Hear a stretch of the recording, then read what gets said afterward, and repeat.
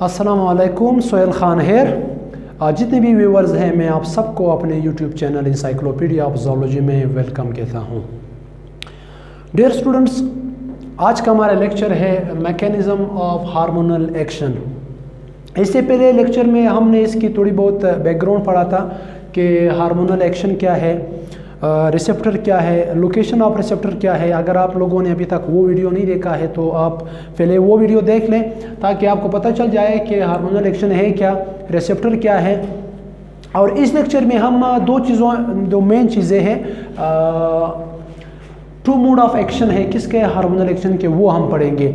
इसमें दो टाइप्स के हार्मोनल एक्शन होता है, एक होता है फिक्स मेम्ब्रेन रिसेप्टर मैकेनिज्म और दूसरा होता है मोबाइल रिसेप्टर मैकेनिज्म। फिक्स्ड और मोबाइल रिसेप्टर मैकेनिज्म में पर क्या होता है, एक में जो एंजाइम्स यूज़ होता है प्रोटीन हार्मोन, वो क्या होता है, उनके जो रिसेप्टर होते हैं वो रिसेप्टर कहाँ पे पाए जाते हैं, सेल मेम्ब्रेन पे पाए जाते हैं। इसमें हम ये पढ़ेंगे कि मोबाइल रिसेप्टर मैकेनिज्म में जो रिसेप्टर होते हैं वो बजाय सेल मेम्ब्रेन में वो कहाँ पे पाए जाते हैं, वो हम पढ़ेंगे। दूसरी बात, इस लेक्चर में जो हम टॉपिक्स हैं, जो पॉइंट्स हम कवर करेंगे, हम ये पढ़ेंगे कि फिक्स मेम्ब्रेन रिसेप्टर मैकेनिज्म क्यों होता है, इसका क्या फ़ायदा है। क्वेश्चन बनता है ना ज़हन में कि फिक्स मेम्ब्रेन रिसेप्टर मैकेनिज्म हम क्यों पढ़ते हैं, इसमें होता क्या है, रिस्पांस क्या मिलता है इस स्टेज में। इसमें हम कहते हैं कि मोबाइल रिसेप्टर मैकेनिज्म में क्या होता है, कौन से प्रोटीन यहाँ पे इन्वॉल्व है, इसमें क्या होता है, प्रोसेस क्या है, मिसाल इसका मकसद क्या है। तो ये सब पॉइंट्स आज इस लेक्चर में हम पढ़ेंगे। So let's move toward the topic. It is the fixed membrane receptor mechanism. हमने कहा था टू मोड ऑफ एक्शन होता है। फिक्स मेम्ब्रेन रिसेप्टर मैकेनिज्म में हम बात करेंगे इसमें कि हार्मोन जो होता है, जो यूज़ होता है, इसमें प्रोटीन हार्मोन्स होते हैं। प्रोटीन हार्मोन कौन से हार्मोन्स होते हैं वो हमने पहले लेक्चर में भी इसका जिक्र कर चुके हैं कि प्रोटीन हार्मोन वो हार्मोन है जो कहाँ से रिलीज़ होता है, पिट्यूटरी ग्लैंड से रिलीज़ होता है।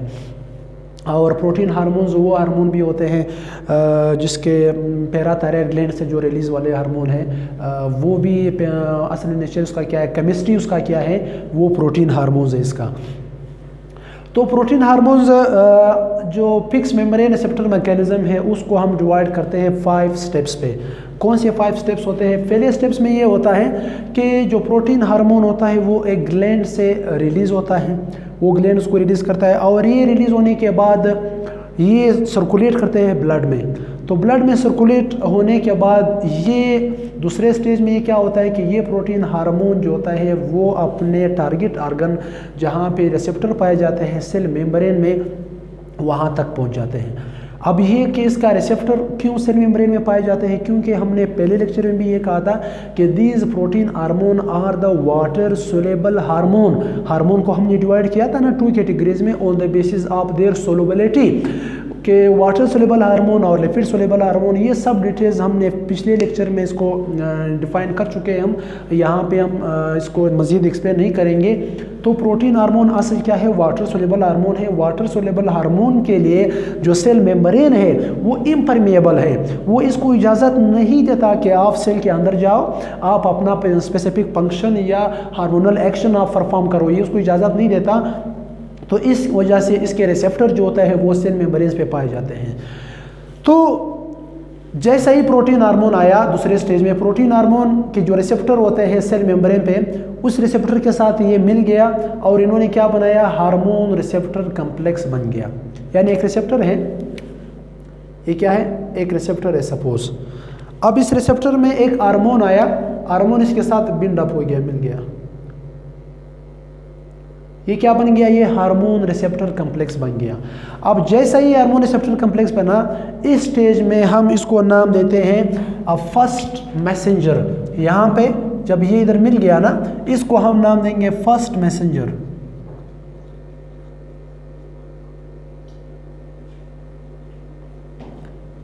दूसरा नाम इसको हम देंगे extra cellular messenger.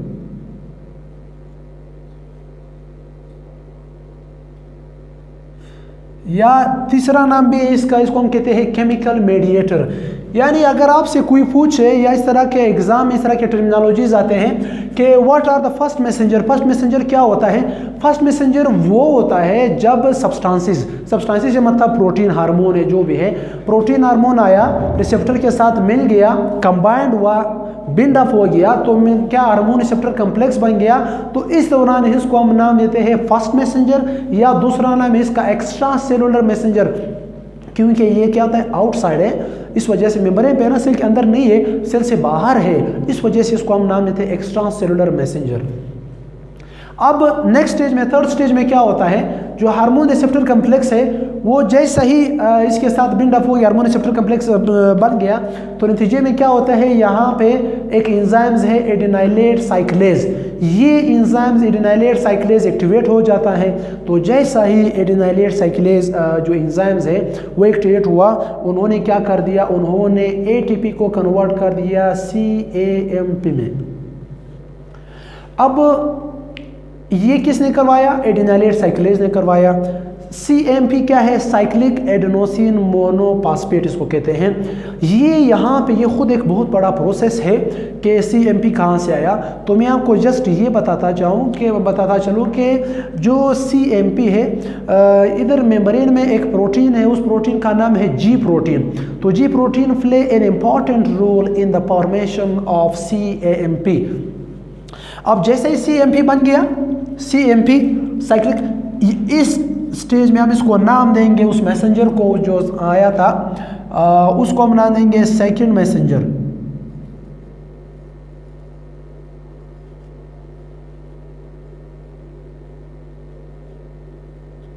Second messenger, या दूसरा नाम भी है इसका, दूसरा नाम इसको हम देंगे कि ये क्या है? ये बाहर तो नहीं है, अब ये सेल के अंदर आया है ना, तो इस वजह से हम इसको नाम देंगे इंट्रासेलुलर। इसको हमने एक्स्ट्रासेलुलर मैसेंजर का नाम दिया था, इसको हम नाम देंगे इंट्रासेलुलर मैसेंजर।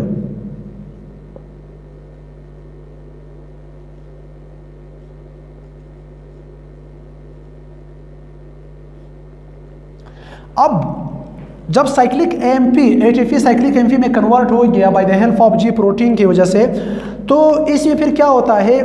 ये साइक्लिक AMP जो होता है वो क्या करता है? इधरी साइटोप्लाज्म में एक एंजाइम्स होता है, उस एंजाइम्स का नाम है प्रोटीन काइनेज।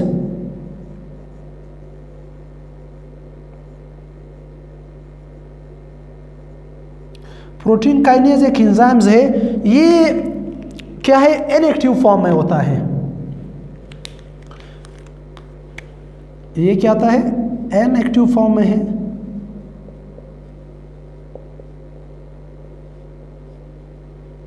अब जैसा ही साइक्लिक AMP डिफ्यूज्ड हुआ प्लाज्मा में, साइटोप्लाज्म में, जब ये डिफ्यूज्ड हुआ तो उन्होंने जो साइटोप्लाज्म में जो प्रोटीन था, जो एंजाइम्स था प्रोटीन काइनेज, जो इनएक्टिव फॉर्म में था, उन्होंने उसको क्या कर दिया? एक्टिव फॉर्म में किया, इसको एक्टिव कर दिया प्रोटीन काइनेज को। अब जैसा ही प्रोटीन काइनेज एक्टिव हुआ तो ये जा करके क्या करेगा? जो मैसेंजर था, एक्स्ट्रासेलुलर मैसेंजर जो आया था, उनको क्या करेगा? एक स्पेसिफिक रिस्पांस देगा उस सेल को, रिस्पांस देगा। अब ये रिस्पांस किसके जरिए हुआ? साइक्लिक AMP के जरिए हुआ, क्योंकि साइक्लिक AMP जैसा ही साइटोप्लाज्म में डिफ्यूज्ड हुई तो उन्होंने एक प्रोटीन को एक्टिवेट कर दिया, जो पहले इनएक्टिव फॉर्म में था उसको एक्टिव कर दिया प्रोटीन काइनेज। तो जैसे ही प्रोटीन काइनेज एक्टिव हुआ, उन्होंने रिस्पांस शो किया सेल को। कौन सा रिस्पांस दिया? असल में जो साइक्लिक AMP होता है, जो रिस्पांस देता है, उनका रिस्पांस ये होता है जो सेल को, कि ये क्या करता है? ये contraction and relaxation of muscle fibre. क्या होता है? मसल फाइबर जो कंट्रैक्शन होता है, रिलैक्सेशन होता है, यानी रिस्पांस क्या होता है कि सेल जो होता है वो कॉन्ट्रैक्ट होता है या रिलैक्स हो जाता है मसल फाइबर। दूसरा रिस्पांस इसका ये होता है कि जो सेल मेम्ब्रेन है, ये सेल मेम्ब्रेन या प्लाज्मा मेम्ब्रेन में अल्टरेशन करवाते हैं, यानी इसमें परमेबिलिटी या इम्परमेबिलिटी में चेंजेस, अल्टरेशन लेके आता है। ये इसका एक रिस्पांस ये हुआ। नेक्स्ट रिस्पांस ये होता है कि इसी सेल के अंदर इनसाइड में ये मुख्तलिफ तरह के सब्सटेंसेस को प्रोड्यूस करता है, या और ये इसका रिस्पांस ये भी होता है कि ये केमिकल सब्सटेंस को क्या करते हैं? सेक्रेट भी करते हैं आउटसाइड ऑफ द सेल से। तो यहाँ तक तो बात क्लियर है। अब होता क्या है यहाँ पे? होता है। इसमें ये होता है कि इस इन में एक एंजाइम्स है, उस एंजाइम्स को हम नाम देते हैं फाइपोडाइस्टेरेज। फाइपोडाइस्टेरेज एक एंजाइम्स है, वो क्या करता है, इस साइक्लिक एएमपी को इनएक्टिवेट करता है। अब जैसे ही साइक्लिक एएमपी इनएक्टिवेट हुई तो उन्होंने क्या कर दिया, जो फर्स्ट एक्स्ट्रा सेलुलर मैसेंजर था उन्होंने क्या कर दिया, उसको रिमूव कर दिया। जब एक्स्ट्रा सेलुलर मैसेंजर रिमूव हुआ तो जो रिसेप्टर होता है, अब now the receptor are ready for the new reaction के लिए, नए हार्मोन को एक साथ बिल्ड अप करने के लिए ये क्या हुआ, ये रेडी हुआ। तो ये किसने करवाया, फाइपोडाइस्टेरेज ने करवाया। और आपको पता है एक सेल के अंदर एक रिसेप्टर नहीं होता, एक सेल के अंदर थाउजेंड्स ऑफ रिसेप्टर पाए जाते हैं। मिसाल देखो ना, ये एक रिसेप्टर साइट है, ये दूसरा रिसेप्टर साइट, ये नेक्स्ट कोई और, ये क्या, ये एक रिसेप्टर है। और एक सेल में थाउजेंड ऑफ रिसेप्टर पाया जाता है। इसका मेन पॉइंट ये है कि जो रिसेप्टर का साइट का जो रिसेप्टर होता है उसका इंपॉर्टेंट या यूनिक फीचर्स ये होता है कि एक स्पेसिफिक रिसेप्टर जो होता है एक स्पेसिफिक हार्मोन को के साथ बिल्ड अप होते हैं, मिलता है।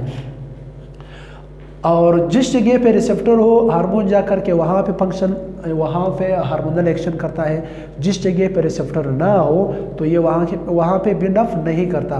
तो ये क्या था, ये था फिक्स्ड मेम्ब्रेन रिसेप्टर मैकेनिज्म था, जिसमें वाटर सॉल्युबल जो हार्मोन है, प्रोटीन हार्मोन यूज होता है। अब हम आते हैं इसके दूसरे टाइप्स की तरफ। मोबाइल रिसेप्टर मैकेनिज्म है। मोबाइल रिसेप्टर मैकेनिज्म में क्या होता है, मोबाइल रिसेप्टर मैकेनिज्म में हमने कहा था कि जो हार्मोन है, कुछ वाटर सॉल्युबल हार्मोन है, कुछ जो है वो लिपिड सोल्यूबल हार्मोन है। जो लिपिड सोल्यूबल हार्मोन है वो उनके लिए जो सेल मेम्ब्रेन या प्लाज्मा मेम्ब्रेन है वो परमिएबल है, उनके लिए सेल मेम्ब्रेन पर किसी रिसेप्टर की ज़रूरत नहीं होती, वो डायरेक्टली डिफ्यूजन के ज़रिए सेल के अंदर आ जाते हैं, क्योंकि उसकी जो रिसेप्टर साइट है या तो वो न्यूक्लियस में होते हैं या उसके रिसेप्टर साइट साइटोप्लाज्म में होते हैं। रिसेप्टर साइट की मैंने पहले भी कहा था कि ये लेक्चर हम पहले अपलोड कर चुके हैं, आप जा करके वहाँ पे उसको सर्च कर लेना, देख लेके रिसेप्टर साइट जो किस तरह होते हैं साइटोप्लाज्म में या न्यूक्लियस में। तो इसमें जो लिपिड सोल्यूबल हार्मोन यूज़ होते हैं, स्टेरॉइड हार्मोन होते हैं और अमाइनो एसिड के जो डायबिटीज़ जो हार्मोन है, इसमें मिसाल के तौर एफिनेफ्रिन है, नॉरएफिनेफ्रिन हार्मोन है, थायरॉक्सिन है, ट्राईआइडोथायरोनिन है, amino acid diabetes. Steroid hormone जो होते हैं एड्रेनल कॉर्टेक्स से जो रिलीज़ वाले हार्मोन होते हैं कॉर्टिसोल, और गोनेट से जो रिलीज़ वाले हार्मोन होते हैं टेस्टोस्टेरोन होता है, टेस्टिस से सेक्रेट होता है प्रोजेस्टेरोन, या इसी तरह एस्ट्रोजन होता है, जितने भी हार्मोन उसको सब स्टेरॉइड हार्मोन कहते हैं। तो ये भी कुछ 4-5 स्टेप पे डिवाइड है। पहले स्टेज में क्या होता है कि सबसे पहले ब्लड में एक ग्लैंड है ना, ग्लैंड क्या करता है, हार्मोन सेक्रेट करता है ब्लड में। अब वो हार्मोन ब्लड में सर्कुलेट करके जो साइट ऑफ एक्शन होता है, जो टारगेट ऑर्गन होता है क्या वहाँ तक ये पहुँच जाते हैं टारगेट सेल तक। अब इसके लिए कोई रिसेप्टर की ज़रूरत नहीं है, क्योंकि ये क्या है, ये लिपिड सोल्यूबल है। तो ये डायरेक्टली डिफ्यूजन थ्रू डिफ्यूजन के ज़रिए ये कहाँ पे आते हैं, इनटू द साइटोप्लाज्म में आते हैं। ये साइटोप्लाज्म है। अब जैसे ही साइटोप्लाज्म में आया तो इसके रिसेप्टर जो होते हैं स्टेरॉइड हार्मोन के, उसके रिसेप्टर साइटोप्लाज्म में मौजूद हैं। तो ये आकर के एक प्रोटीन रिसेप्टर है, उस प्रोटीन रिसेप्टर के साथ ये मिल गए, बाइंड अप हो गए। तो जैसे ये प्रोटीन रिसेप्टर के साथ मिले उसको हम कहते हैं स्टेरॉइड प्रोटीन कम्प्लेक्स। उसको हम क्या कहते हैं, स्टेरॉइड प्रोटीन कम्प्लेक्स कहते हैं। नेक्स्ट स्टेज में फिर क्या होता है कि ये स्टेरॉइड प्रोटीन कम्प्लेक्स जो न्यूक्लियस है, न्यूक्लियस के अंदर जो डीएनए है उस डीएनए के साथ इंफिनिटी करवाते हैं, यानी उसके साथ ताल्लुक बनाते हैं। तो ताल्लुक बनाने के बाद ये स्टेरॉइड प्रोटीन कम्प्लेक्स जो होता है वो न्यूक्लियस के अंदर आ जाते हैं। न्यूक्लियस में अंदर आने के बाद यानी डीएनए के साथ ये मिल जाते हैं। ये क्या है, ये डीएनए है, ये डीएनए है। ये आया हार्मोन रिसेप्टर कम्प्लेक्स आया, स्टेरॉइड प्रोटीन कम्प्लेक्स। तो ये स्टेरॉइड प्रोटीन कम्प्लेक्स आ करके डीएनए के साथ मिल गया। अब वो gene which are responsible for the transcription, जो ट्रांसक्रिप्शन के लिए जीन्स का होना ज़रूरी है, ये जा करके उस जीन्स को स्टिमुलेट करते हैं। तो जब वो जीन स्टिमुलेट हो जाते हैं तो नतीजे में क्या हो जाते हैं, जो ट्रांसक्रिप्शन के जीन है तो जाहिर बात है ट्रांसक्रिप्शन हो जाती है। ट्रांसक्रिप्शन हमने कहा था कि ट्रांसक्रिप्शन क्या होता है, जिसमें mRNA बनती है। तो जब ट्रांसक्रिप्शन हुई, ट्रांसक्रिप्शन किसने करवाया? यही स्टेरॉयड प्रोटीन कॉम्प्लेक्स ने करवाया, जिसने उस जीन्स को स्टिमुलेट कर दिया which are responsible for the synthesis of for the transcription, for the process of transcription. So now mRNA बन गया। नेक्स्ट स्टेज में क्या होता है? नेक्स्ट स्टेज में जो mRNA होता है वो न्यूक्लियस से निकल जाती है, लीव द न्यूक्लियस, और किस में आते हैं? साइटोप्लाज्म में आ जाते हैं। अब इसमें जब जैसा ही mRNA साइटोप्लाज्म में आया तो यहाँ पे क्या मौजूद है? रफ एंडोप्लाज्मिक रेटिकुलम मौजूद है। तो ये रफ एंडोप्लाज्मिक रेटिकुलम में राइबोसोम्स मौजूद है, ये आकर के इस राइबोसोम के साथ मिल गई mRNA। नतीजे में क्या हुआ? न्यू प्रोटीन मॉलिक्यूल्स बन गए। प्रोसेस तो आपको पता है कि प्रोटीन के साथ ट्रांसलेशन का प्रोसेस होता रहता है। तो mRNA के साथ राइबोसोम्स के साथ मिल गए, प्रोटीन बन गया। और नेक्स्ट स्टेज में जो सेल ने रिस्पांस दिया, क्या रिस्पांस दिया? प्रोटीन सिंथेसिस करवाई। यानी असल में मोबाइल रिसेप्टर मैकेनिज्म का मकसद ये है कि इसमें क्या होता है? इसमें प्रोटीन सिंथेसिस होती है। फिक्स मेम्ब्रेन रिसेप्टर मैकेनिज्म में क्या होता है? जो सेल रिस्पांस देता है वो किस फॉर्म में होता था? मैंने कहा था कि इसमें contraction and रिलैक्शन of muscle fibre होता है, alteration in the membrane permeability होती है। लेकिन इसमें जो रिस्पांस होता है वो क्या होता है? सेल रिस्पांस, इसको जो होता है वो प्रोटीन सिंथेसिस होती है, प्रोटीन बन जाते हैं इसमें। तो ये इसके जो टू मॉडल ऑफ एक्शन जो थे मैकेनिज्म ऑफ हार्मोनल एक्शन की, वो ये थी कि इसमें दोनों में फ़र्क आपको वाज़ेह समझ आ गया कि फिक्स मेम्ब्रेन रिसेप्टर में कौन से। अब इस तरह के पॉइंट्स आपने नोट करना है।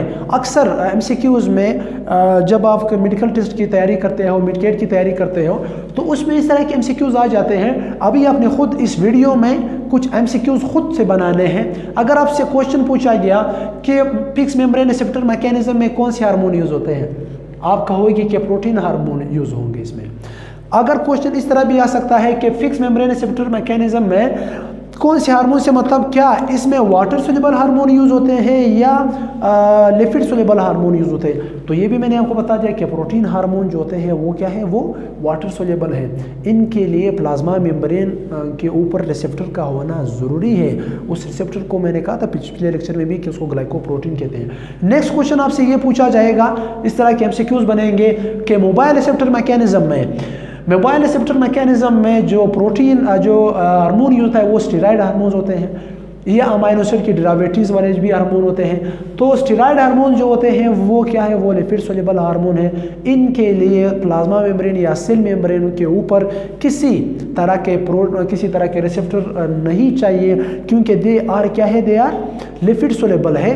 वो ईजिली सेल मेम्ब्रेन या प्लाज्मा मेम्ब्रेन से थ्रू डिफ्यूजन के जरिए पास होकर के यहाँ तक पहुँचते हैं।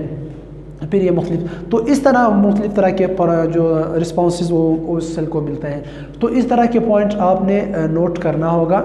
एंजाइम्स कौन से बनते हैं, होता क्या है इसमें। तो ये था हमारा नेक्स्ट लेक्चर। इंशाल्लाह सी यू इन नेक्स्ट लेक्चर में।